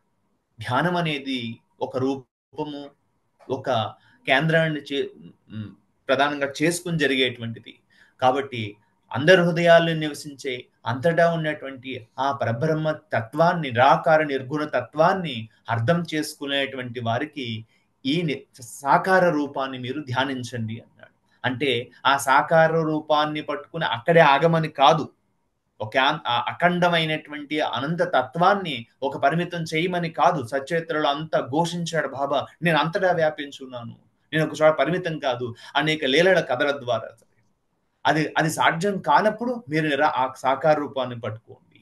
కాబట్టి ఈ సాకారంగా ఉన్నటువంటిది, నిరాకారంగా ఉన్నటువంటిది వారి వారి అవగాహన బట్టి వారు ఆరాధించడం జరుగుతుంది. అయితే బాబా అంటాడు, నేను నిరాకార తత్వంలా నేను అంతా వ్యాపించున్నాను అన్నాడు. లీల ద్వారా చెప్పేటువంటిది ఆ నిరాకార తత్వాన్ని ఎప్పుడైతే అనుభవంలోకి తెచ్చుకుంటామో అదే అకారణానంద, అదే సచిదానంద స్థితి. సత్ ఎల్లప్పుడూ ఉండేటువంటిది, ఏ కారణము లేనటువంటిది. చిత్ దాన్ని తెలుసుకునేటువంటి ప్రజ్ఞ ఏదైతే ఉందో, ఆనందము, సచిదానందము, తెలుసుకునేటువంటి తెలివి, తెలియబడే వస్తువు రెండు ఏకమైన స్థితి ఏదైతే ఉందో దాన్ని సచిదానంద స్వరూపం అంటారు. కాబట్టి మనం ఎవరిని ఈ ప్రశ్న అడిగినా నువ్వు ఆనందంగా ఉండాలనుకుంటున్నావంటే లేదని ఒక్కరు అన్నారు. ఎప్పుడు ఆనందంగా ఉండాలనుకుంటున్నావు? అప్పుడప్పుడు ఉంటావు. ఎప్పుడు ఆనందంగా ఉండాలనుకుంటున్నావు? ఈ ప్రశ్నకి రెండో సమాధానం లేదు. పుట్టిన ప్రతి మానవుడు నిరంతరంగా ఆనందంగా జీవించాలనుకుంటున్నాడు. నిరంతర ఆనంద స్థితియే భగవంతుడు. వ్యక్తి కాదు పరమార్థం, సమ్యక్ జ్ఞానంతో తెలుసుకోనట్టుగా ఆయన పరమాత్మ గురువు అనేటువంటి వ్యక్తి కాదు, ఒక స్థితి. ఆ స్థితిని కంటి ద్వారా చూడలేము, చెవి ద్వారా వినలేము, నోటి ద్వారా మాట్లాడలేము. అది అనుభవం ద్వారా మాత్రమే గ్రహించగలుగుతాము. అయితే బాబా వారి వారి అవగాహన బట్టి, వారి వారి స్థితిని బట్టి అందరికీ సమాధానం దొరికేలాగా. కాబట్టి కష్టాలు తీర్చాడు. కాబట్టి కథల రూపంలో వెళ్తే ఒక్కొక్క కథలో ఒక్కొక్క బాబా త్యాగం ఇవన్నీ కనిపిస్తాయి. కష్టాలు తీర్చాడు, కోరికలు తీర్చాడు, ఆధ్యాత్మిక సందేహాలు ఉన్నటువంటి వాళ్ళకి చూపించాడు. ఏ సమాధానము, ఏ మాట లేకుండా మేఘశ్యాము లాంటి వాళ్ళకి వారి జీవితంలో ఎటువంటి మార్పు తీసుకొస్తే వారు సత్యం వైపు వెళ్తారో, ఏ సంభాషణ లేకుండా వారి జీవితంలో మార్పు తీసుకొచ్చి వాళ్ళని సత్యం వైపు నడిపించినటువంటి సందర్భాలు కనిపించే బాబా యొక్క జీవితంలో ఎంతో మంది విషయంలో. అయితే మన వైపు నుంచి మనం ఆలోచించినప్పుడు ఒక కోరిక తీరితే ఇంకో కోరిక ఉంటుంది, ఒక కష్టం తీరితే ఒక కష్టం వస్తుంది. బాబా లీలలు చేయడానికి, అద్భుతాలు చేయడానికి, మెరాకిల్ చేయడానికి లేడు. అది గ్రహించాల్సినటువంటి అవసరం ఉంది. ఎందుకంటే అదృశ్యం తన్నశ్యత ఏదైతే కనిపిస్తుందో నశించిపోతుంది. బాబా అనంతంగా వ్యాపించినటువంటి వాడు. ఆయన లీలల ద్వారా ఆయన ఉనికి వ్యక్తపరచుకోవాల్సిన అవసరం లేదు. భక్తులతో ప్రేమతో మనం కోరుకుంటూ ఉంటాం. కాబట్టి బాబా తత్వం ఎప్పుడైతే అర్థమవుతుందో, బాబా తత్వం అంటే బాబా ప్రేమ స్వరూపుడు. బాబా ప్రేమించటం లేదు, ప్రేమగా ఉన్నాడు. కాబట్టి సాక్షాత్తు పరబ్రహ్మ స్వరూపం బాబా జీవితాన్ని మనం ఆ సచేతను గమనించినట్లయితే సంపూర్ణమైనటువంటి అవతారము, అయోనిజుడిగా వచ్చినటువంటి అవతారము, ఏ సంశయము లేకుండా పూర్తి నమ్మకంగా పూర్తి విశ్వాసంతో ఉండినప్పుడు ఆయన నడిపించేటువంటి తీరు ఎంతో మంది భక్తుల్లో సమయం 8:20 అయింది, మనకి 30 వరకు కూడా. ఎవరైనా సందేశాలు ఉన్నట్లయితే, ఏమైనా ప్రశ్నలు ఏమైనా ఉన్నట్లయితే 10 నిమిషాలు దాని గురించి మాట్లాడదాము. ఎవరైనా మాట్లాడొచ్చు, ఏమైనా సంశయాలు ఏమైనా ఉంటే మాట్లాడొచ్చు, లేదా ఇప్పుడు మాట్లాడుకున్న దాంట్లో ఏమన్నా సూచనలు లేదా ఇలా ఏమన్నా దాని గురించి మాట్లాడేవారు అన్మ్యూట్ చేసి మాట్లాడొచ్చు. నా మాట వినిపిస్తుందని మీకు? సాయిరామ్ అండి, వినిపిస్తుందండి. చాలా అద్భుతంగా జరిగిందండి ఇవాళ యొక్క ప్రవచనం. చాలా కొత్త కొత్త విషయాలన్నీ కూడా ఉంది. ప్రేమతత్వం ఏంటి, ఆయన సమర్థత ఏంటి, ఆయన యొక్క తత్వం ఏంటి అనేది చాలా అద్భుతంగా. ప్రతి లీలలో కూడా ఆయన ప్రేమించడు, ప్రేమ స్వరూపం అంతే. అందరినీ ప్రేమిస్తూనే ఉంటాడు, కాకపోతే అందుకునేటువంటి భాగ్యాన్ని మనం పొందాలి. అలాగే ప్రతి లీలలో కూడా ఆయన యొక్క సమర్థత కనిపిస్తూనే ఉంటుంది. ఇందాక మనం చెప్పుకున్నట్లాగా ఒక ఓడ మునిగిపోతుంటే ఆ జహాంగీర్ గారు అనే ఆయన అక్కడి నుంచి కోరితే ద్వారకామాయి నుంచే ఆయన ఇక్కడి నుంచి ఆ సిగ్నల్స్ పంపించి అక్కడి నుంచి ఆ పగిలిపోయిన ఓడని పైకెత్తి దాన్ని బయటికి ఒడ్డుకు చేర్చాడు.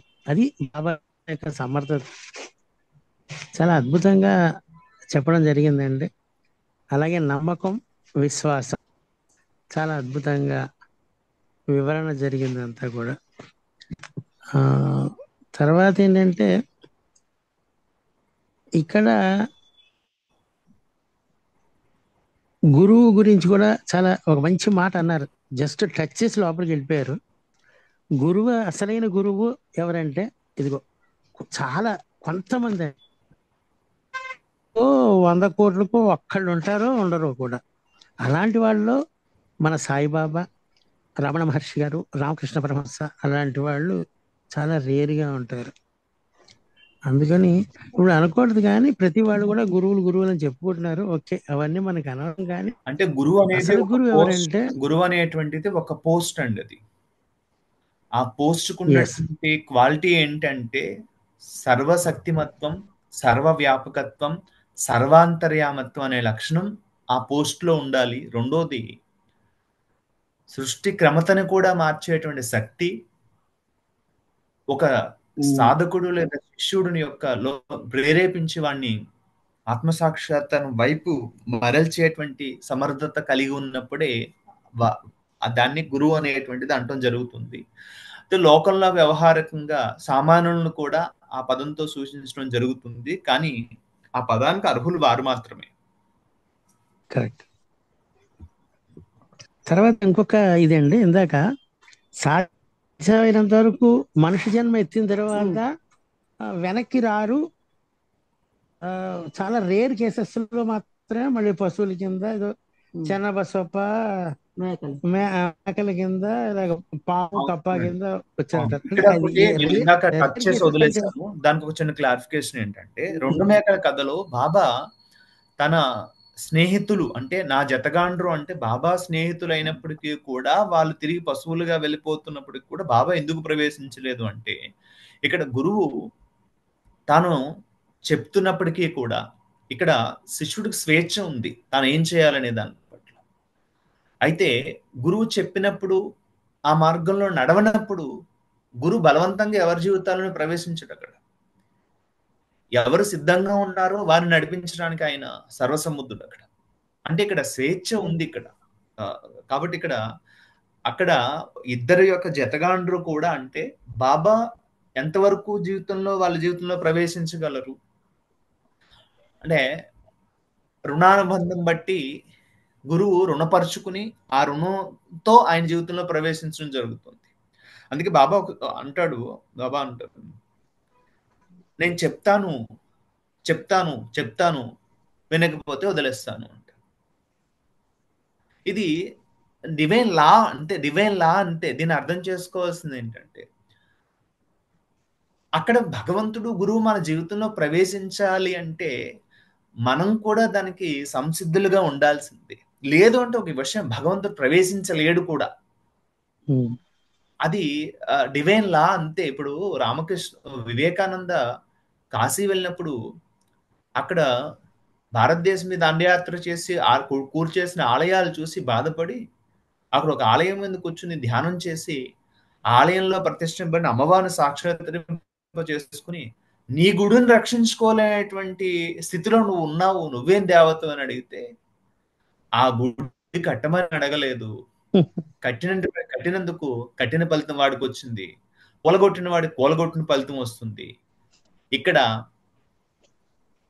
అంటే యాక్షన్ జరగకుండా రియాక్షన్ జరగదు. అక్కడ నేను అందులో ప్రవేశించను, అతను కూలగొట్టినప్పుడు దాని ఫలితం అనిపిస్తాడు. లేదు, ఇప్పుడు నన్ను సాక్షాత్రింప చేసుకునేంత స్థాయికి నువ్వు వెళ్ళావు కాబట్టి నువ్వు ఆలయాన్ని కట్టమంటే పునర్నిర్మించమంటే అదే బంగారు ఆలయాన్ని కట్టమన్నా నేను కడతాను అంటే యాక్షన్ జరిగితే ఒక్క అడిగే 100 అడుగులు వేస్తాను, నా వైపు చూస్తే నీ వైపు చూస్తాను. బాబా చూసేయచ్చు కదా, బాబా అందరి జీవితంలో ప్రవేశించేయచ్చు కదా, లేకపోతే 100 అడుగులు ఆయన వేసేయచ్చు కదా. అంటే ఇక్కడ డివైన్ లా అంతే. అది ఇప్పుడు అదే సంఘటన జరిగింది ఎక్కడ, సింహాచలంలో. వాళ్ళు దండయాత్ర చేసినప్పుడు పైకి వెళ్ళి ఆలయం కొలగొట్టడానికి వెళ్తున్నప్పుడు అక్కడ ఒక సాధువు అది చూసి, స్వామి నీ కోసం కాకపోయినా మా కోసం ఈ ఆలయాన్ని రక్షించు అని అడగగానే, అంటే ఇక్కడ ప్రయత్నం జరగగానే అక్కడ కొండ మీద ఉన్నటువంటి తేనె పొట్లన్నీ చెదిరి వాళ్ళందరినీ కుట్టి తరివేసినాయి. ఎక్కడ తరివినాయో అక్కడ 9ల మెట్ట అని అక్కడ నిర్మాణం ఒక బోర్డు కూడా ఉంటుందట, అక్కడికి వెళ్ళగానే కనిపిస్తుంది. అంటే ఇక్కడ మనం చేసిన దానికి ప్రతిఫలంగా భగవంతుడు లేదా గురువు ప్రవేశించే ఆస్కారం ఉంది. మన ప్రయత్నం లేకుండా మన జీవితంలో గురువు ప్రవేశించడానికి అవకాశం లేదు నిజానికి. అందుకే బాబా మన జీవితాల్లో ప్రవేశించడానికి ఏదో ఒక విధంగా ఆయన ప్రేమతో డబ్బులు అప్పు మరీ చేసి తీసుకునేవాడు. ఎందుకు?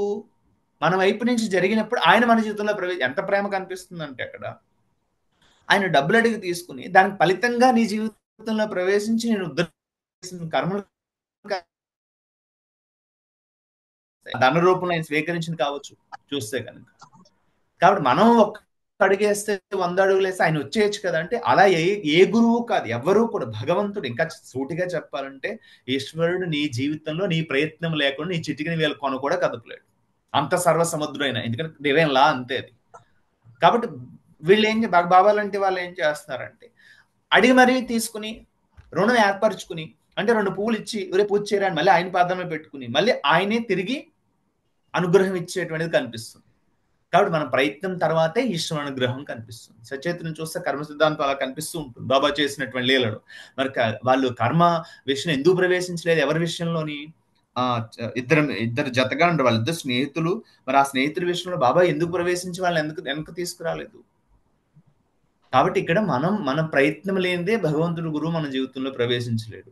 ఇక చన్నభద్రప వీరభద్రప విషయంలో కూడా వారి కర్మానుసారం వాళ్ళు వెళ్ళారు. వారు సహాయం కోరినప్పుడు వారు కోరినంత వరకు సహాయం ఇచ్చాడు. ఈయన సమర్థుడు. ఈయన దగ్గర ఒక చెరువు నిండా నీళ్లు ఉన్నాయి. అక్కడ వాళ్ళు బిందె తెచ్చుకున్నారు, బిందె పట్టుకెళ్ళారు నీళ్ళు.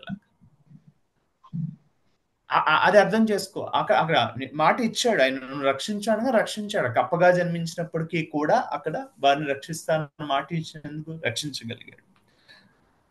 అయితే వెనక్కి వెళ్ళి పశు జన్మలుగా వెళ్ళటం అనేటువంటిది ఒక శాపం కానీ, లేదా మానవ గర్భం ఇంకా సూట్ కాదు అన్నప్పుడు కానీ, లేదు కొంతమంది కామరూపాలు ధరించి కొన్ని సంకల్పాల చేత పశు జన్మలు తీసుకోవడం అనేది జరుగుతుంది, కానీ సర్వసాధారణంగా అది జరగదని చెప్తుంటారు. అంటే ఆ చైతన్యం వెనక్కి వెళ్ళే అవకాశం లేదు.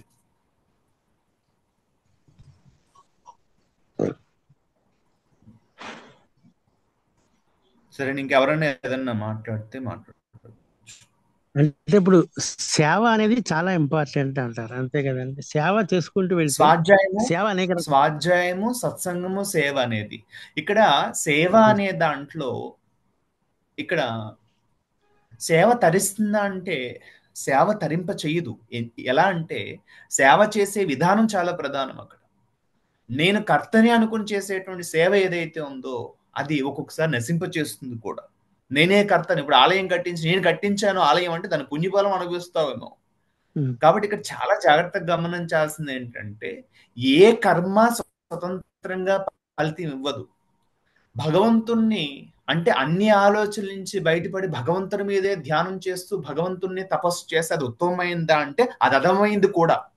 తపస్సు ఉత్తమమైందని తపస్సు అధమైంది కూడా. రావణాసుడు తపస్సు చేసి శివుడు సాక్షాత్రింప చేసుకుని వరాలు పొంది దాని ద్వారా తాను నశించిపోవడమే కాదు ఇతరులను కూడా ఇబ్బంది పెట్టాడు, తాను నశించిపోయాడు. ఇప్పుడు తపస్సు ఉత్తమం అక్కడ, సేవ ఉత్తమం అంటే కర్మ జడం కర్తురాజ్యయ ప్రాప్తే ఫలం కర్మ కిం పరం కర్మ తజ్జడం అని రమణ మహర్షి అన్నట్టుగా కర్మ జడం.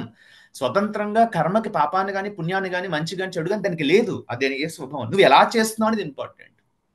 కాబట్టి సేవ అనేది రజోగుణంతో లేకపోతే నేను చేస్తున్నాననేటువంటి అహంకారంతో చేసేటువంటి సేవ అనేటువంటిది అది తరింప చేస్తుందని దానికి ఆపోజిట్ ఫలితం ఇచ్చే అవకాశం కూడా ఉంది. దానికి సాత్విక అహంకారం, రాజసిక అహంకారం, తామసిక అహంకారం అని చెప్తారు. సేవలో కూడా దాన్ని విడదీసి చెప్తారు. కాబట్టి ఇక్కడ భగవంతుని విశ్వాసంతో చేసేటువంటిది. నేను సేవ చేస్తున్నానని నా మాట వినిపిస్తుందండి? వినిపిస్తుందండి. భగవంతుడికి ఏ చెట్టు నేను పక్షులన్నిటికీ నేను పళ్ళు దానం చేస్తున్నాను అనుకోవట్లేదు. ఏ ఏరు నేను ఇంతమందికి పంటలు పండిస్తున్నా అనుకోవట్లేదు, అనుకోకుండా జరుగుతుంది. కాబట్టి సహజంగా జరగాలి సేవ అనేటువంటిది. కర్తృత్వ భావాన్ని వీడ్చి జరగాలి. అంటే నేను చేస్తున్నానేటువంటి భావన నేను అనేది పక్కన పెట్టి బాబా చెప్పాడు ఎవరి అహంకారం రాలిపడుతుందో వారి ద్వారా నేను ప్రవేశించిన ఆకారం నెరవేర్చుకుంటాను అన్నట్టుగా ఇక్కడ కర్తృత్వం లేని కర్మయే ఉత్తమమైన తపస్సు. బాబా తన జీవితంలో ఎక్కడ కర్త లేసాడో అని కొట్టేశాడు బాబా.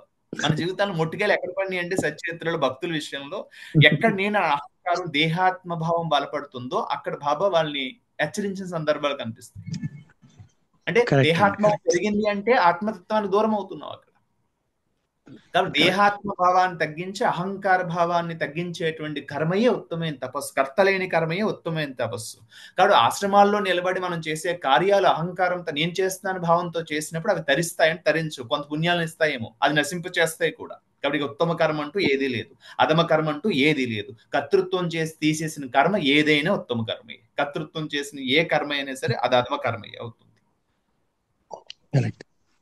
బాగుంది, చాలా బాగా చెప్పారు. ఇంకెవరైనా కూడా మీ యొక్క సందేహాలు ఏమైనా ఉంటే అడగచ్చండి. ప్లీజ్ ఒక్కొక్కళ్ళు కొంచెం 2 మాటలు మాట్లాడండి. ఇవాళ జరిగిన సత్సంగంలో కొన్ని పాయింట్స్ మాట్లాడవలసిందిగా కోరుతున్నాం. సాయిరామ్ అండి, ఎవరైనా మీ డౌట్స్ కానీ లేకపోతే రీక్యాప్ ఒకసారి జరిగింది చెప్పుకుందాం. కొంచెం అన్మ్యూట్ చేయండి ఎవరైనా.